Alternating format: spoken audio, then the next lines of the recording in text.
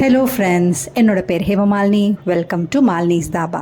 இன்றைக்கி நம்ம சேனலில் குழந்தைங்கள்லேருந்து பெரியவங்க வரைக்கும் சைவ நாட்களில் விரும்பி கேட்கக்கூடிய காலிஃப்ளவர் 65 எப்படி செய்கிறதுனா பார்க்க போகிறோம். டேஸ்ட் ரொம்ப பிரமாதமாக இருக்கும். சிம்பிள் அண்ட் ஈஸியாக ரொம்ப அருமையாக ஹோட்டல் ஸ்டைலில் எப்படி செய்யலாம்னு பார்க்கலாம் வாங்க.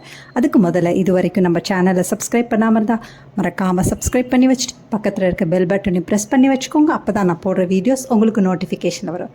வாங்க வீடியோவுக்கு போகலாம்.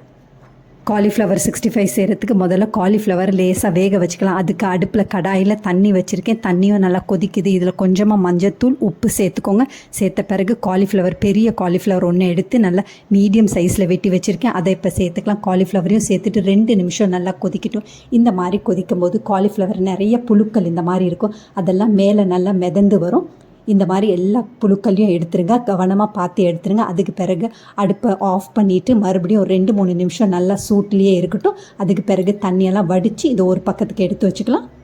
காலிஃப்ளவர் 65 செய்கிறதுக்கு மேல் மாவு ஒன்று ரெடி பண்ணிக்கணும். அதுக்கு பெரிய ட்ரே எடுத்து அதில் 4 டேபிள் ஸ்பூன் அளவுக்கு கார்ன்ஃப்ளவர் மாவு, 2 டேபிள் ஸ்பூன் அரிசி மாவு, 2 டேபிள் ஸ்பூன் கடலை மாவு, 2 டீஸ்பூன் மல்லித்தூள், 4 டீஸ்பூன் மிளகாய்த்தூள் சேர்த்துக்கோங்க. இதில் 3/4 டீஸ்பூன் அளவுக்கு மிளகுத்தூள் சேர்த்துக்கோங்க. 1/4 டீஸ்பூன் மஞ்சத்தூள், 1/2 டீஸ்பூன் அளவுக்கு சீரகத்தூள், 1/2 டீஸ்பூன் கரம் மசாலா தூள், 1 டேபிள் ஸ்பூன் அளவுக்கு இஞ்சி வெள்ளை பூண்டு பேஸ்ட், 3/4 டீஸ்பூன் அளவுக்கு சாட் மசாலா சேருங்க. சாட் மசாலா சேர்த்தா டேஸ்ட் வந்து ரொம்ப நல்லாயிருக்கும். அதோட தேவையான அளவு உப்பு சேர்த்துக்கோங்க. 2-3 டேபிள் ஸ்பூன் அளவுக்கு எண்ணெய் சேர்த்துக்கோங்க. இதெல்லாம் ஷூட் பண்ண மறந்துட்டு அதனால் மறக்காமல் எண்ணெய்ஸையும் உப்பையும் சேர்த்துக்கோங்க. சேர்த்துட்டு கையை வச்சு நல்லா கலந்து விட்டுட்டு கொஞ்சம் கொஞ்சமாக தண்ணி சேர்த்து நல்லா திக்காக கலந்துக்கோங்க. பஜ்ஜி மாவு கலவை விட கொஞ்சம் திக்காக இருக்கணும். அந்த மாதிரி நல்லா கலந்துக்கோங்க. இந்த மாதிரி இருக்கணும். இப்போ நம்ம வடித்து வச்சுருக்க காலிஃப்ளவரை சேர்த்துக்கலாம்.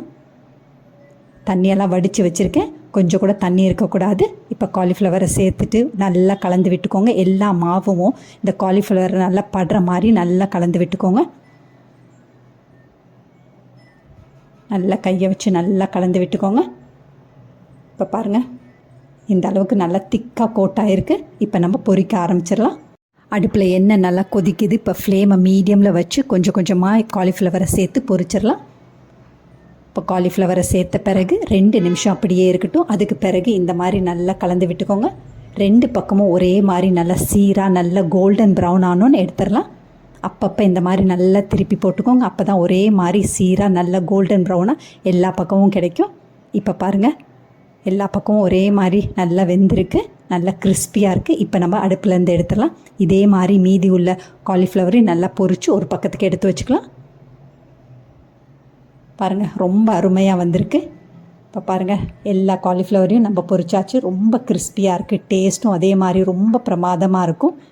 இதை மதியம் சாப்பாட்டுக்கு மட்டும் இல்லை, ஈவினிங் ஸ்நாக்ஸாக கூட உங்கள் குழந்தைகளுக்கு செஞ்சு கொடுக்கலாம். சாஸோடு தொட்டு சாப்பிடும்போது ரொம்ப பிரமாதமாக இருக்கும்.